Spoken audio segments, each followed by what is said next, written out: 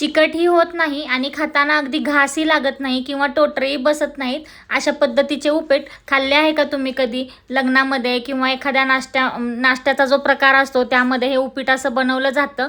शक्यतो लग्नामध्येच हे उपीट जास्त मिळतं. चला तर मग आज पाहूया घरच्या घरी तसं उपीट कसं बनवायचं ते.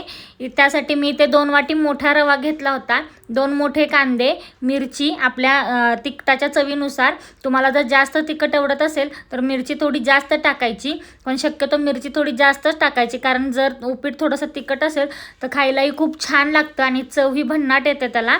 त्यामुळे मग मिरची घ्यायची, कढीपत्ता, थोडेसे शेंगदाणे, 2 चमचे मुगाची डाळ आणि 2 चमचे उडदाची डाळ. अशा पद्धतीने अगदी घरच्या साहित्यामध्ये पटकन तयार होतं. इथे मी थोडंसं कढईमध्ये थोडंसं तूप टाकून अगोदर रवा भाजून घेतला. जास्त रवा भाजायचा नाही, अगदी गव्हळा भाजायचा. थोडासा नॉर्मल कलर चेंज होईपर्यंतच भाजायचा त्याला व्यवस्थित. नंतर तोच रवा काढून घ्यायचा आणि त्याच कढईमध्ये थोडंसं तूप आणि थोडंसं तेल ॲड करून त्यामध्ये जिरं मोहरी फोडणी टाकायची, चिरलेला कांदा, मिरची अशा पद्धतीने व्यवस्थित 1-2 ते 3 मिनटं कांद्याचा रंग बदलेपर्यंत भाजून घ्यायचं. त्यामध्ये मीठ टाकायचं.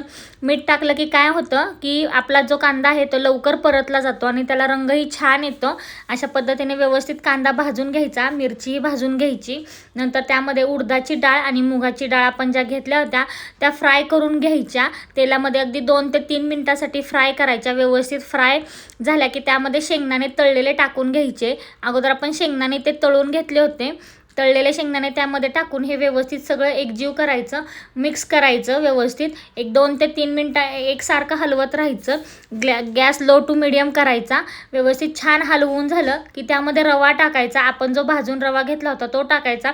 याच्यामध्ये अगोदर पाणी टाकायचं नाही. पाणी टाकलं की काय होतं की त्याच्या गुठळ्या होतात त्या रव्याच्या. म्हणजे पाणी उकळून घेऊन त्यामध्ये रवा टाकायचा, तसं मग त्याच्या गुठळ्या होतात. त्यामुळे हा रवा अगोदर टाकायचा. रवा व्यवस्थित तेलामध्ये व्यवस्थित ह्या मिश्रणासोबत परतून घ्यायचा. अगदी 2 ते 3 मिनटं रवा छान परतला, ते सगळं एकजीव झालं म्हणजे सगळे जिन्नस जे आहेत ते रव्याला व्यवस्थित लागले. थोडासा स्मेल यायला लागला रव्याचा की त्यामध्ये आपण गरम केलेलं पाणी टाकायचं. इथे मी 2 वाटी रव्याला 4 वाटी पाणी घेतलं होतं. पाणी उकळून घ्यायचं, म्हणजे काय होतं की आपला रवा पटकन फुलला जातो आणि उपीटही छान होतं. रवा फुलल्यामुळे काय होतं, उपीट अगदी खायलाही टेस्टी लागतं आणि रव्याची जी कचकच आहे ती लागत नाही. अशा पद्धतीने मी इथे व्यवस्थित रवा परतून घेतला आणि त्यामध्ये गरम करून घेतलेलं पाणी घातलं. पाणी टाकलं की ते सारखं एकजीव करून घ्यायचं. गाठी वगैरे सगळ्या त्याच्या व्यवस्थित फोडून घ्यायच्या आणि जी वाफ आहे त्या वाफेवरतीच ते शिजवायचं. एक्स्ट्राचं पाणी याच्यामध्ये घालायचं नाही.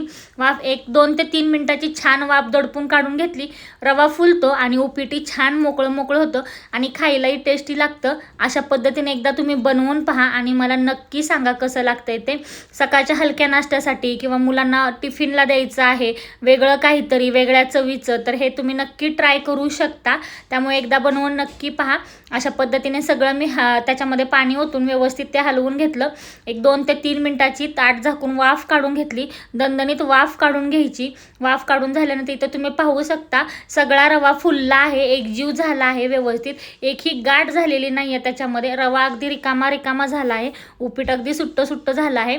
पण हे उपीट सुट्ट जरी झालं असलं तरी खाताना त्याचा घास लागत नाही का घासही रुतत नाही. अशा पद्धतीने सर्व करायचं. वरून लिंबू पिळून घ्यायचा आणि मस्त एन्जॉय करायचं. चला तर मग भेटूया पुढच्या व्हिडिओमध्ये माझ्या अशाच नवनवीन रेसिपीसाठी.